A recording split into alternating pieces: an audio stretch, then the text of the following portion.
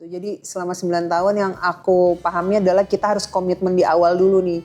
Di awal dan pertama pada saat aku menikah, aku kasih tahu nih sama suamiku apa yang aku suka, apa yang aku nggak suka. Terus komitmen di sebuah pernikahan itu kita nggak pernah bikin permasalahan itu sampai besok. Jadi hari itu sebelum tidur tuh harus selesai.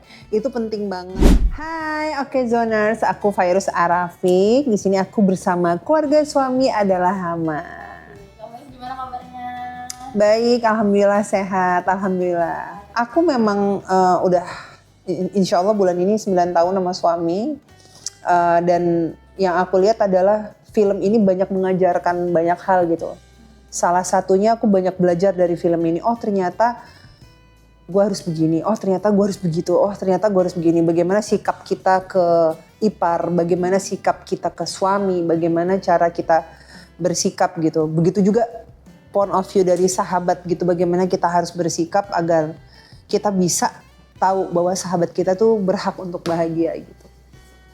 9 tahun itu bukan waktu yang sebentar ya. Kalau dari kakak sendiri ada nggak cara supaya hubungan itu tuh tetap awet lama? Tadi kan kakak sendiri bilang kalau salah satunya adalah ungkapin aja gitu. Karena ada nggak cara lain supaya hubungan itu tuh tetap harmonis meskipun pasti ada badai gitu? Ya, perdebatan itu pasti ada di dalam rumah tangga. Suami dan istri pasti suaranya berbeda. Tapi bagaimana caranya pada saat kita berdebat akhirnya menghasilkan satu suara. Itu yang paling terpenting sih gitu. Jadi selama 9 tahun yang aku pahami adalah kita harus komitmen di awal dulu nih. Di awal dan pertama pada saat aku menikah aku kasih tahu nih sama suamiku apa yang aku suka, apa yang aku nggak suka. Terus komitmen di sebuah pernikahan itu kita nggak pernah bikin permasalahan itu sampai besok. Jadi hari itu sebelum tidur tuh harus selesai. Itu penting banget gitu. Dan yang paling terpenting juga bagaimana caranya support system itu kita dapetin gak hanya dari suami atau dari istri. Tapi support system itu harus kita dapatkan juga dari keluarga suami dan keluarga istri. Karena kalau itu kita gak dapetin maka kita gak bakal bisa tuh tahu apa arti bahagia yang sebenarnya tuh bakal jauh sih gitu. Kalau lagi berantem sama suami, biasanya cara baikannya gimana? Apa? Kan ada tuh suami yang ngasih hadiah, ada yang emang cuma saling curhat sampai nangis-nangisan bareng. Nah kalau kakak kayak gitu?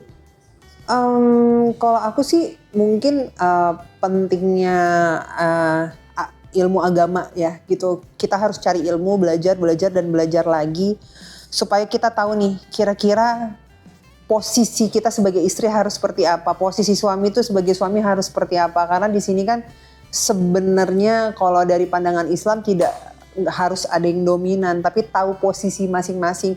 Bagaimana caranya istri menghargai suami, bagaimana suami juga mencintai, menyayangi dan memberikan hak yang istri punya gitu.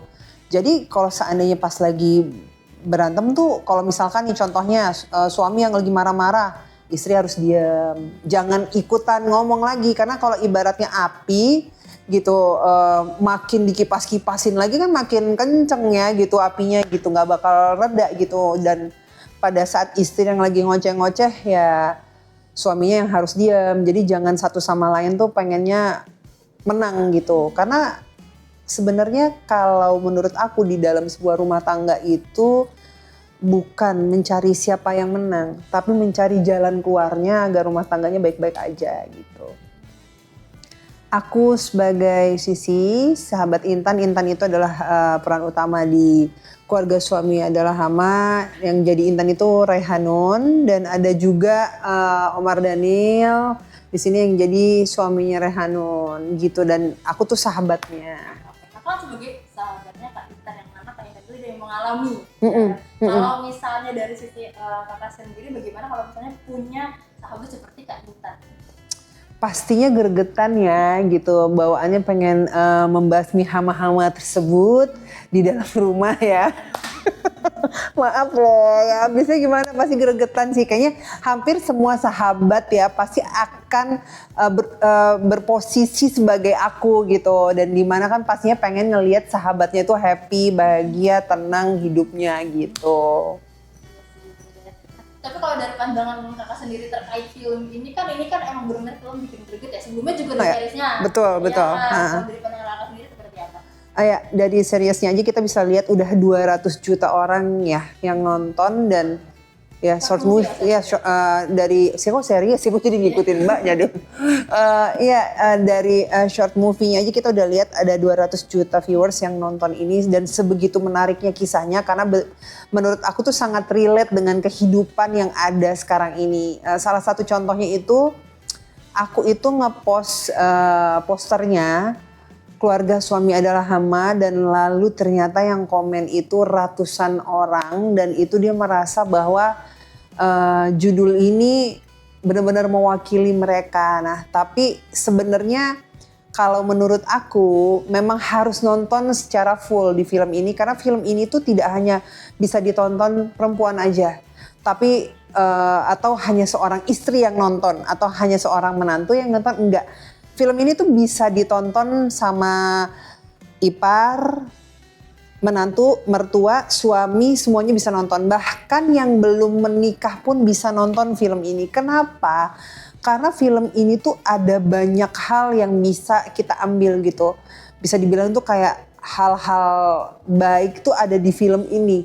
Oh, ternyata keluar dari bioskop tuh kita bisa gini, oh ternyata ibaratnya nih contohnya ya, biar aku gak spoiler nih, oh kalau ternyata supaya gue gak kepentok kejedot nih jangan belok kanan tapi belok kiri aja kayak gitu. Atau misalkan oh ternyata kalau mau pakai jalur cepat tuh seharusnya lewat lurus, jangan lewat puter balik kayak gitu. Jadi memang di film ini tuh menarik banget ya, karena ini aku bukan karena aku di sini pemainnya, bahkan kalau di sini memang aku bukan pemainnya pun aku akan nonton sih, karena aku akan penasaran dengan cerita yang ada di dalamnya. Kenapa? Karena memang waktu aku baca skenarionya gitu, itu sangat menarik sekali. Bahkan aku udah gregetan sendiri padahal kita masih belum syuting gitu. Dan ternyata memang serelate itu gitu, banyak banget perempuan yang menuangkan keluh kesahnya di situ. Mungkin ini bisa dibilang cara memahami mertua dan menantu, ingin saling dipahami. Wajib banget nonton film ini gitu. Nah, ngomongin mertua dan menantu, kalau dari kakak sendiri gimana caranya supaya menantu dan mertua tuh tetap akur? Kalau aku itu terbiasa tuh berani ngomong sih. Jadi kayak memang kalau ada yang berani ngomong tuh kan bukan berarti kurang ajar ya, harus bisa dibedain nih.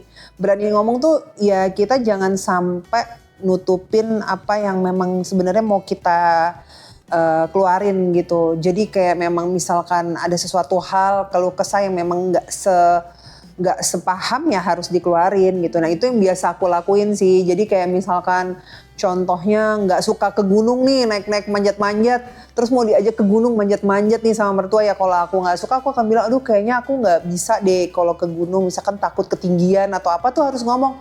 Jangan sampai misalkan kita takut ketinggian terus kita bilang oh nggak apa-apa kok, terus pas di atas kita kayak mau pingsan tuh, aku nggak mau kayak gitu. Jadi kalau aku tuh membiasakan diri suara aku tuh harus didengar. Nah itu yang paling terpenting, bahwa perempuan tuh harus sadar gitu.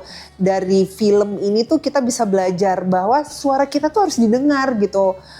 Kita tuh nggak sendiri, dan bagaimana caranya memahami semuanya tuh ada di, menurut aku ya gitu, kita bisa belajar juga dari salah satunya dari film ini kan. Gak sempat baca? Dengerin aja. Klik icon text to speech, gak pakai ribet di okezone.com.